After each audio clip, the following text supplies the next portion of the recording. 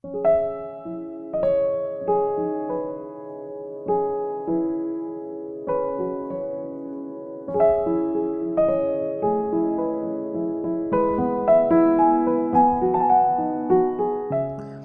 everyone, and welcome to my studio.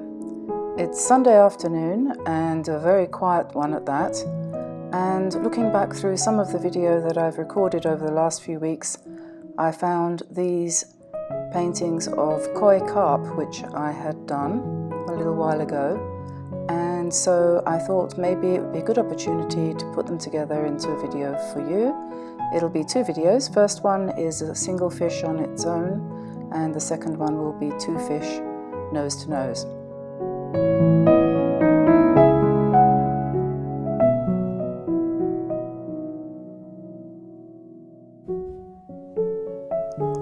So I have my reference material in front of me on my iPad, and I'm using a piece of watercolor paper here about 7 by 10 inches and my propelling pencil, and I'm just sketching out the outline of the fish.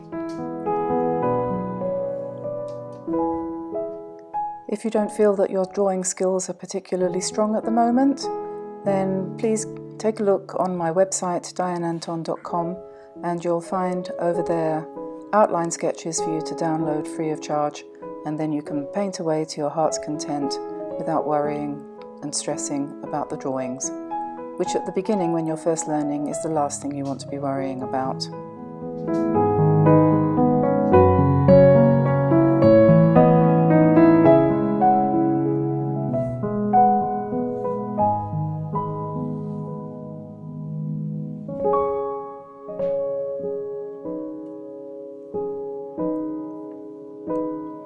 So I've got my sketch done now, and I'm going to start thinking about painting. I'm using a medium-sized round synthetic brush, and first thing I'm going to do is go in and wet the whole area of the entire fish just with plain clean water. Once I've done that, I'll be able to start painting wet in wet, and I'm going to be using a couple of reds, cadmium red and cadmium orange, as well as obviously just a little bit of indigo or black to give me the dark spots and the details. So now I'm coming in with the first light wash, a very pale orange colour. I've used plenty of water there, and I'm just dropping it in and flicking it round, trying to follow the shape of the tail of the fish. Sorry about my hand in the way there. But if you can use the strokes to indicate the movement of the fish's body, if you possibly can.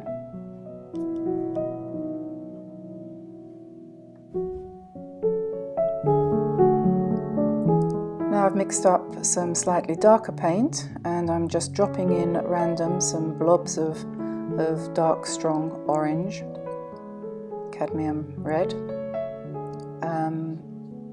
And the thing to do here is to just give the paint time to move a little bit. You don't want to try to force it into position, just put it on the paper and let it breathe.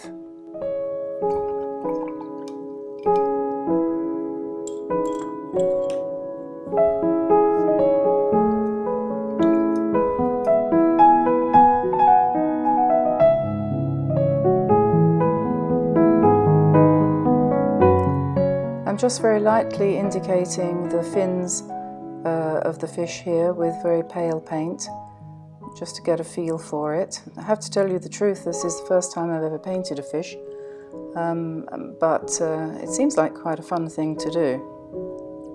And we are just indicating the fins at the front here, just pulling the paint out from the side of the fish, using plenty of calligraphic marks. Let's not be too heavy-handed about this, because fish are very fluid creatures and they need space to wriggle.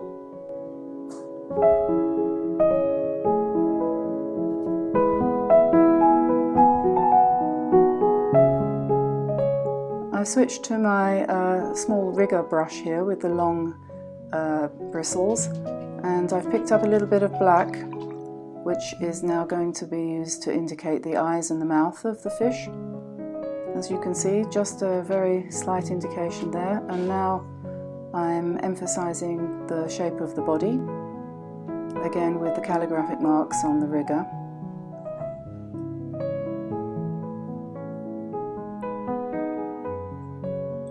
If you haven't got a rigger, I suggest that you try to get hold of one. I think in America they're called script liners, and they just have hairs on them which are twice as long as a regular brush, and the brushes tend to be a lot thinner.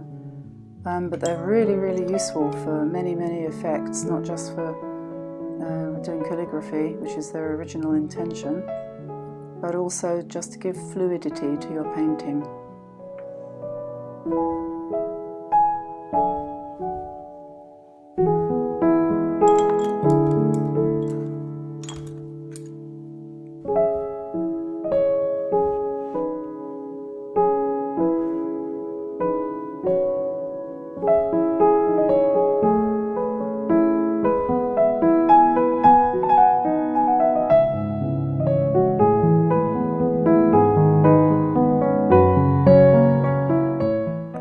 Now I've picked up a slightly stronger shade of orange here, red, and I'm just emphasizing the backbone of the fish and where the curve is, and a little bit more shadow there with some stronger colors. Still using the rigger, still using very light strokes, just indicating really movement.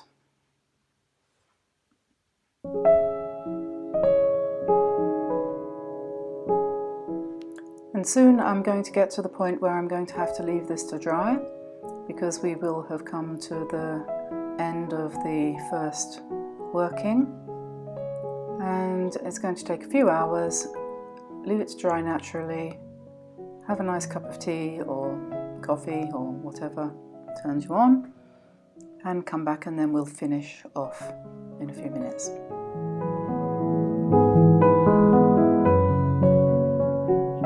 And now the final few moments, having let the painting dry, same colour coming back in with the same cadmium red, and a fairly intense mixture on the brush here, and just stroking in the line which indicates the spinal cord of the fish, curving beautifully around into his tail, and some lovely swishy floaty marks to try to just indicate the movement of his wonderful tail fins there. And we're just going to darken up some of the areas where there might be a little bit more shadow, a little bit more contrast, and emphasizing some of the spots a little bit, just to give him a little bit more volume and shape. And then any minute now, we're going to call it a day and say that he's finished. And thank you very much for being with me this afternoon as I've painted and narrated my koi carp. I hope you enjoyed that, and if you did, I'd be very grateful if you would give me a like and subscribe to my channel. And that's all for today, and I look forward to seeing you here again soon. Thank you again for being with me, and I'll say bye bye for now. Bye bye.